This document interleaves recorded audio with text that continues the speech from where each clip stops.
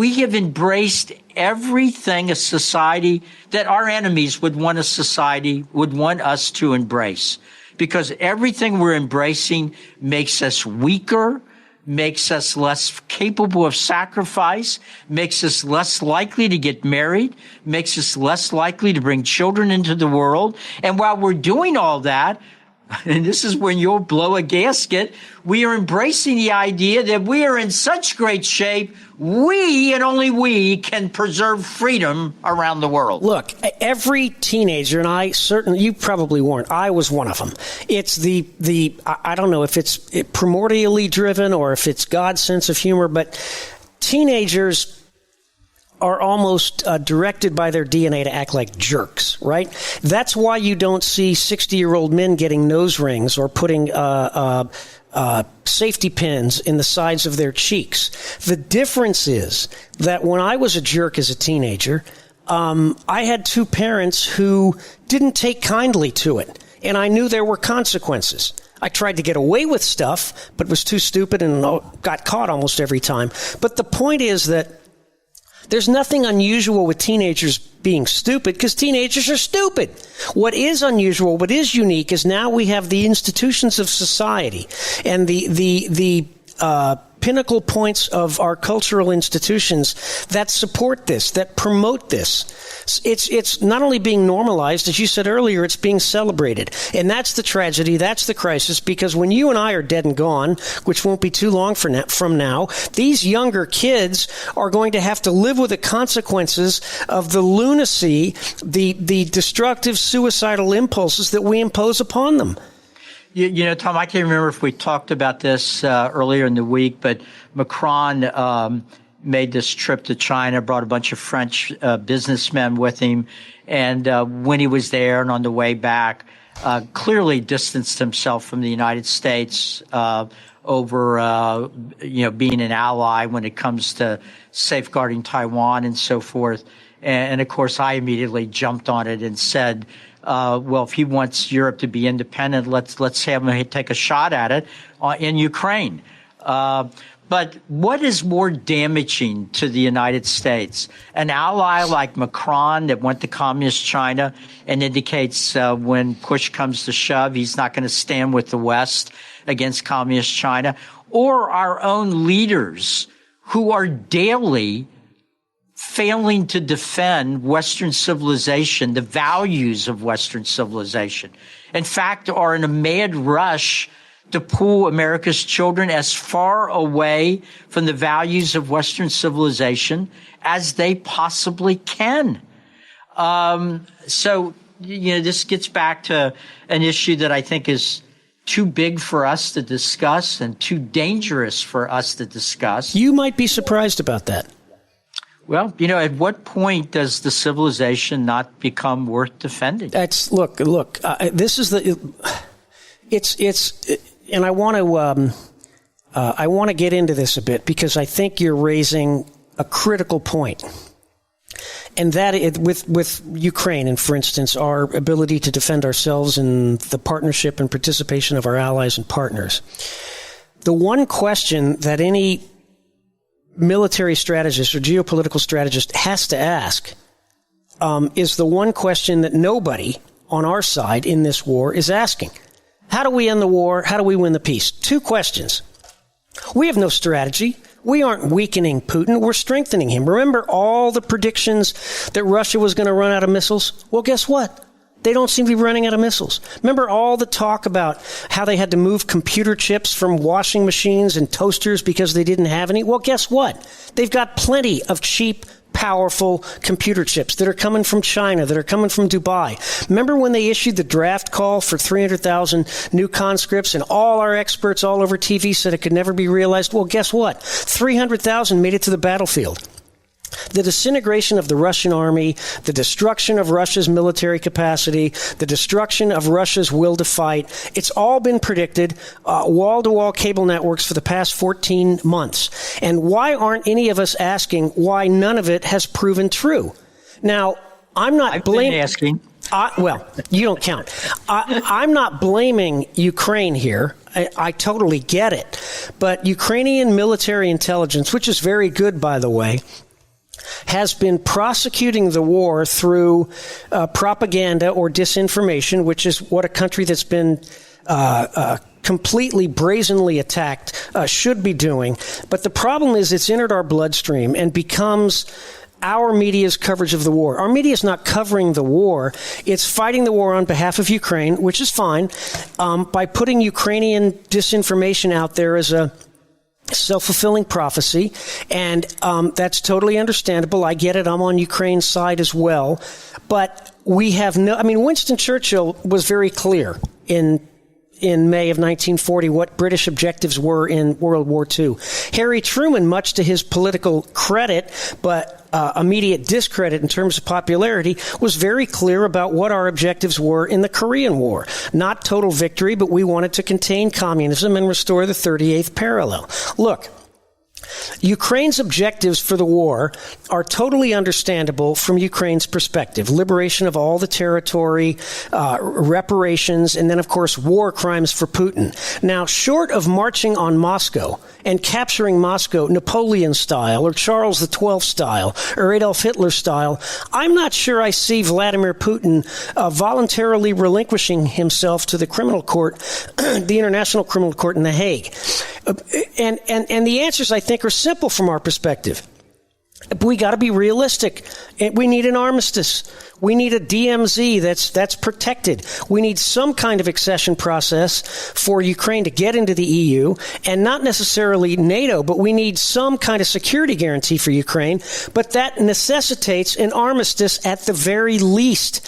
And what we've done by backing away and not issuing any demands, not acting to serve as a mediator or moderator, we've handed the entire field over to China. You know, it's interesting. When President Xi issued his so-called peace plan a couple of weeks ago, that was obviously tilted toward Russia. It's understandable. Do you know who didn't object to it? Vladimir Zelensky. Now, why didn't he object to it? Because maybe he's desperate to find a way to save what's left of his country. And we saw what China did, 2-3 weeks ago, Gary, when they brought Saudi Arabia and Iran together. I mean, when we step back, we're ceding it to China. And China has every incentive in the world to end this war in a fashion that protects their interests. And if we're not out there proposing similar ways to end the war, guess who's going to win?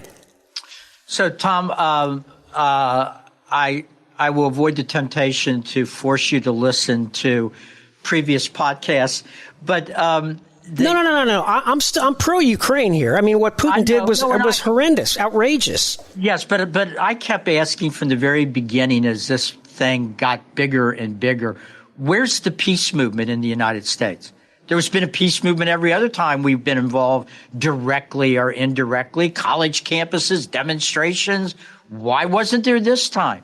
Second of all, where were the political figures in the United States on either the right or the left calling for the two sides to call a ceasefire and to sit down at the table to try to work out some sort of agreement? And Tom, there were some that were doing that.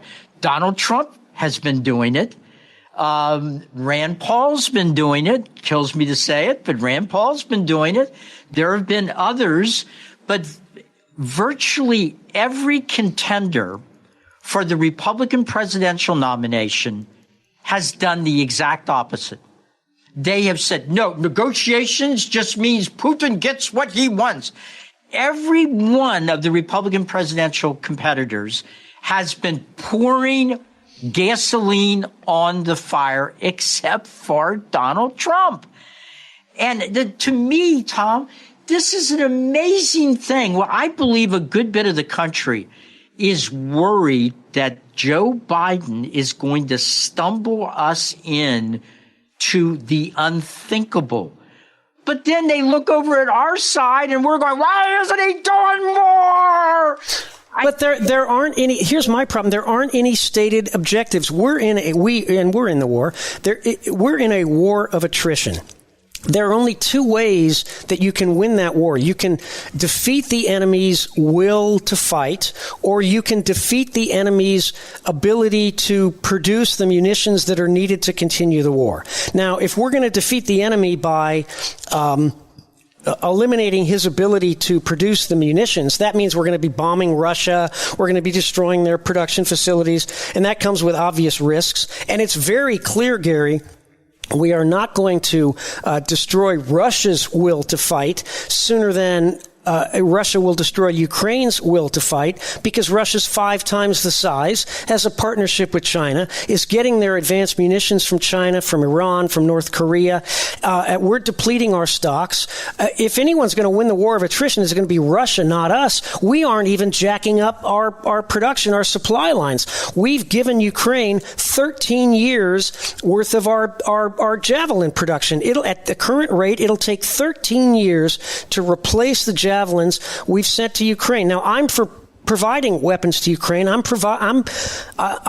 favor, or at least favored, our efforts to help Ukraine stave off this horrendous invasion. But there has to be a strategy behind our policy. And if there is, it's a secret. No one's told us what it is.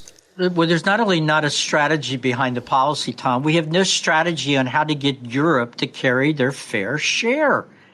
I mean, this is ridiculous. Every day that we drain our resources. So now we're talking about the artillery shells that we had stockpiled in South Korea, so that if the unthinkable happens and North Korea comes pouring across the DMZ, that South Korea will have the weapons they need to push them back. We are now draining weapons out of there. Communist China has got to be licking their chops as we deplete ourselves in Ukraine, while European leaders like Macron go to communist China and say, yeah, don't worry about that Taiwan thing. That's between you and the United States.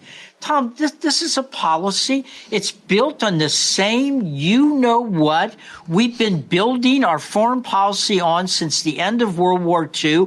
It made sense for a while. It hasn't made sense for years. Trump was the only one that understood that. He was the only one that tried to pressure Europe to step up and start taking care of their own national defense. And he was undermined in that, not only by the media and the Democrats, he was undermined in that by a big chunk of the Republican Party, who even now will not come to their senses about how we're being played for suckers. There's one question I want to ask our decision makers. Just one question. Someone please tell me how you win a war of attrition without doing any attriting. We aren't replenishing our supplies. We aren't destroying their production capacity the way we did back in World War II. We aren't hitting Russian territory, which is probably smart. So please tell me, somebody, how we're going to win a war of attrition when we don't attrit anything. So, Tom, Donald Trump was interviewed by Tucker Carlson, and you probably didn't watch it because it would be there would have to be probably quite a few sedatives that would come into play here to keep you from exploding. No, why would you make a comment like that? I did watch it. I watched it this morning. Oh, okay. Well, good. I did watch, and I'm out of Xanax. I'm flat out of Xanax. That's why I've been so restrained. That's interesting. But I thought Trump's demeanor and his answers during that interview, very solid. They were serious. Very solid. It was solid. And Donald Trump said what I think ought to be a main plank in our campaign in 2024, whoever we nominate. But I don't see anybody else willing to say it other than him. He said to Tucker Carlson, I'll tell you what my biggest concern is. I'll tell you what keeps me from sleeping at night. It's not global warming. It's not even some of these economic challenges. It's that the leadership we have in the United States is going to bumble our way into a nuclear war. And Tom, that ought to be what every Republican candidate is saying. You can still say, if we would have stood with Ukraine earlier, Russia, Putin would have never crossed that line. This guy's weakness is going to cause us to get into a nuclear war. I believe the country is frightened about that possibility, and we ought to be saying it. But no, we sound like we're more likely to get us in a nuclear war than he is. You're absolutely right, and we're out of time. I don't know why, but it seems like our best stuff comes at the end of the show. Yeah. You know how TV shows, they would, you build up to the crescendo at the end, and then back in the old day of the sitcoms, they'd have, there'd be a commercial break, and then it would come back for 60 seconds just to keep you for the commercial break. Right. That's like what we're doing. Yeah. Well, the way we end is what causes people to tune in and be disappointed at the beginning of the next podcast. And immediately fast forward on their iPad, Right. iTunes, iPhone, or whatever the heck it's called. Anyway, this was great fun. Have a terrific weekend, and you're feeling better, too. obviously. And thank you. I've been wrestling with COVID, and I tested negative this morning. Fantastic. Positive. Fantastic. Yeah. Yeah, I feel like I've been run over by a 2-ton truck or 15-ton truck or whatever the heck it is. An electric truck, I'm sure. But anyway, Tom, from both of our faith's perspectives, man, folks, I can't think of a better time to be praying for your country. Amen. For our leaders. We are in dangerous, dangerous waters.